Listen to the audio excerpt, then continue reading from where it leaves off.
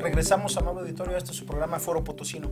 Y bueno, yo le preguntaría al maestro Jorge Chezal si los cambios de procedimiento benefician por sí mismos. El gran problema que hay es que no se entiendan las instituciones. Un cambio de procedimiento por sí mismo no es necesario o suficiente si no se entienden en estricto sentido las instituciones. Y te doy un ejemplo, Martín. El caso del juicio oral, que desde 2008 se ha tenido como el gran avance, como la panacea del sistema de justicia penal. Basta recordar que el proceso penal es oral desde 1930. Es decir, si nosotros revisamos el Código de Procedimientos Penales, hay una averiguación previa ante el Ministerio Público, hay una etapa de preinstrucción y de instrucción que no es otra cosa más que el armado del expediente ante el juez, y luego viene una audiencia en la etapa de juicio, que es una audiencia en donde se formulan las conclusiones acusatorias. Es hasta ese momento que hay una acusación formal, no antes, no en el auto de formal prisión, no en la orden de aprehensión. Y esa audiencia es oral. ¿Qué es lo que sucede? Que a diferencia de otros sistemas jurídicos en Latinoamérica, por ejemplo el caso de Costa Rica específicamente, que me toca conocer muy de cerca, en Costa Rica efectivamente hay una etapa de instrucción y hay una etapa de juicio, igualito que nuestro Código de Procedimientos Penales vigente desde los años 30. ¿Qué es lo que sucede? Que aquí lo malentendimos, lo malentendieron los legisladores, lo malentendieron los ministerios públicos, lo malentendieron los jueces, y entonces se ha constituido y se ha dicho que tenemos un sistema inquisitivo porque se ha confundido el proceso penal de juzgamiento con la instrucción del expediente, que son dos cosas distintas. Lo que se nos ha vendido como la gran novedad en los juicios orales realmente no es tal, ¿sí? Los juicios orales además existen en materia laboral, desde la reforma de 1970 y de 1980, en materia agraria desde 1992. Es decir, no estamos ante ninguna novedad y sin embargo los legisladores nos venden eso como una gran novedad.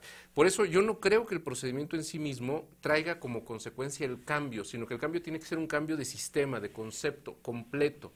Lo más importante de la reforma de 2008 no son los juicios orales, sino el equilibrio entre la parte acusadora y la defensa que se busca en el sistema acusatorio. Son dos, y de eso casi no se habla. Vemos nosotros, por ejemplo, también cómo los legisladores nos venden situaciones que no corresponden a la realidad. Ahora con la reforma del Fuero Constitucional tocan la modificación del artículo 61 de la Constitución, que se refiere a la inmunidad parlamentaria. La Constitución vigente en respecto a la inmunidad parlamentaria dice que los legisladores en ejercicio de su cargo no podrán ser reconvenidos por las opiniones que expresen.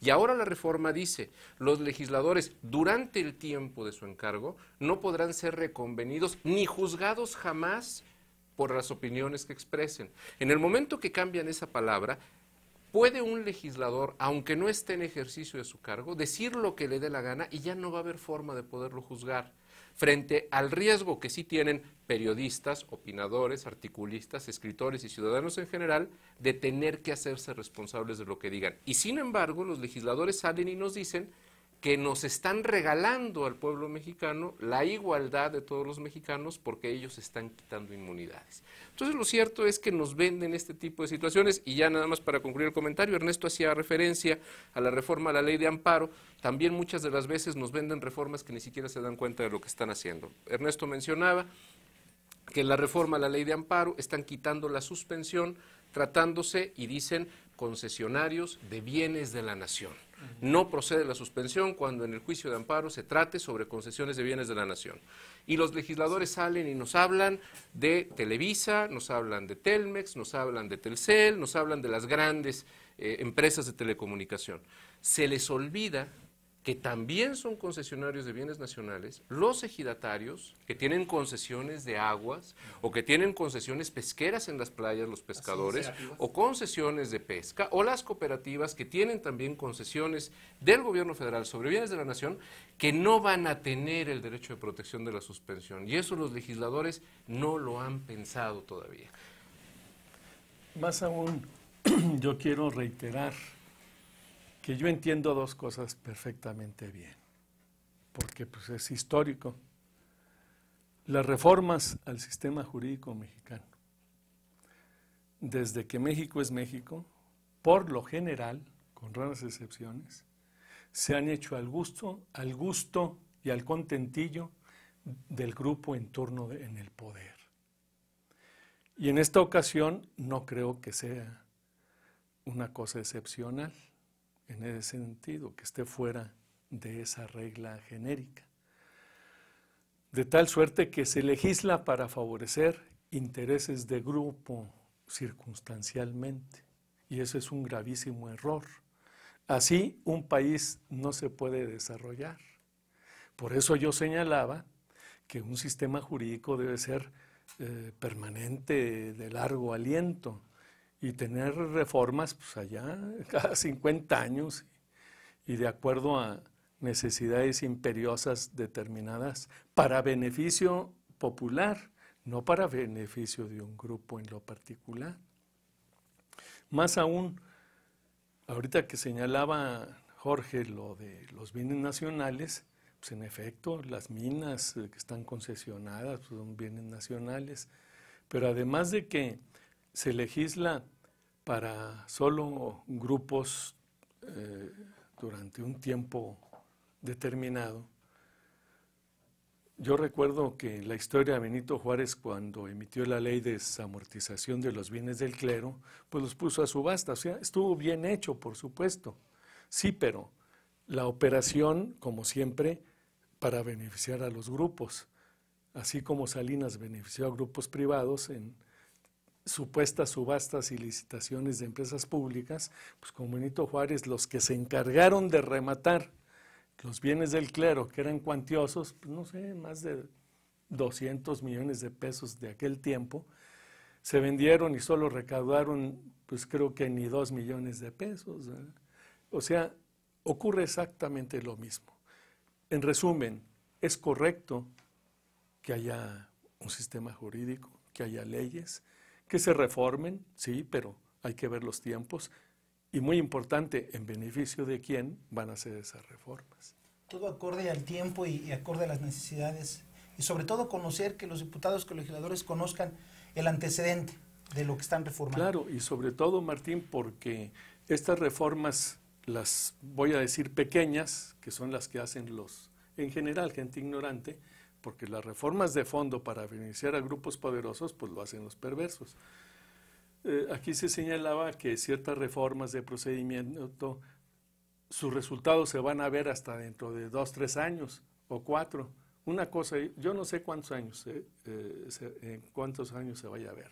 Lo que yo sí sé es que más pronto que tarde, lo que sí se va a ver resultados, pero rápidos, es de que los extranjeros van a ocupar cuasi de inmediato, una vez aprobadas las reformas, todos los espacios posibles en telecomunicaciones, por ejemplo, al 100%. Eso sí, seguro. Eso va a ser de resultados inmediatos. ¿Y los capitales se quedarán en nuestro país? Mientras estén ganando aquí dinero, sí, por supuesto. Maestro Lorenzo Sánchez Andrade. El licenciado Ernesto Sánchez ha tocado un tema muy controvertido y sobre todo que finalmente es la razón de la mayoría del pueblo, porque efectivamente hoy en la mañana Moni de Swan explicaba que finalmente el área de telecomunicaciones era una facultad potestativa del Estado y el Estado en cualquier momento podía, en aras de defender ese privilegio que tiene el Estado, el suspender, el que no se otorgara la suspensión del acto reclamado tratándose de medios de información. Entonces, la parte relativa a la suspensión tiene nombre y apellido y va dirigido a los que son los enemigos del Estado. Aquellos que vayan y alcen la mano contra el titular del Poder Ejecutivo en turno, pues va a sufrir las consecuencias de la espada de Damocles. Su cabeza rodará y manchará.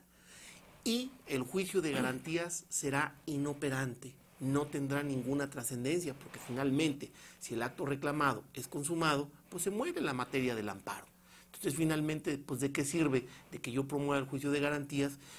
Esta figura que se creó para controlar los excesos del poder de las autoridades, esta materia tan novedosa que en muchos países, por ejemplo en el caso de Inglaterra y de Alemania, no podían conceder este habeas corpus, tiene un habeas corpus muy limitado, no en la forma tan extensa como lo tenemos, que a nosotros como juristas nos hubiera gustado que ya no se considere el amparo para efectos. Este amparo para efectos, pues podíamos estar repitiendo y repitiendo y repitiendo. Oye, juez constitucionalista, si tú analizas que hay un vicio formal, pues desde el momento en que dictas la resolución, quítame ese vicio formal e indícale a la autoridad qué es lo que tiene que hacer. Dale las instrucciones necesarias para que corrija la violación a mi garantía violada. Entonces, volvemos. Este tema es muy controversial porque finalmente va a afectar los intereses de aquellas personas que ataquen al Estado. Entonces, estamos ya ante una política fascista, una política que va dirigida a aquellos que no están de acuerdo con la política de Estado, pues les voy a aplicar todo el rigor de la ley. Pero ahí hay una cuestión importante de destacar respecto de la cita que haces de Moni de Swan en función de lo siguiente. Efectivamente, en el momento que no se conceda la suspensión, que es una medida cautelar, que puede quedar sin materia el juicio y entonces lo hace inoperante. Pero el argumento de decir, es que como son bienes del Estado, entonces no debe de proceder la suspensión, es que entonces también en materia económica no debería de proceder la suspensión porque la rectoría económica es una facultad del Estado. Claro. Y tampoco debería de proceder en aspectos jurisdiccionales porque también es una potestad del Estado. Es decir, el argumento de Moni de Swan creo que se cae por sí mismo porque efectivamente el juicio de amparo es contra el ejercicio abusivo de las potestades del Estado. Todos los temas en el juicio de amparo son potestades del Estado. Pues es el principal protector de los derechos humanos, claro, hombre, el juicio de amparo. Yo no sé por qué inventaron la Comisión Nacional de Derechos Humanos, ¿para qué? Es una comisión, hablando de comisiones burocráticas como órganos del Estado, como órganos autónomos, sí. Y en realidad no sirven para nada. La recomendación no tiene ningún efecto jurídico. Por supuesto, más bien es para distraer a la gente. Si ya existía el juicio de garantías y todo, bueno, mucha gente que no es perita en derecho, pues quizá no sabía que el juicio de garantías es precisamente para proteger los derechos humanos, los derechos individuales. Claro, los sociales después los consignó la Constitución del 17, ¿no? Pero una maravilla el juicio de garantías. Si existe el juicio de garantías, entonces diremos que existen violaciones a las diversas leyes. Si existe derechos humanos, quiere decir que las leyes y los derechos de los mexicanos no son respetados al 100%. Para seguir comentando de este importante tema, regresamos en un momento con los constitucionalistas que nos acompañan esta noche en el estudio.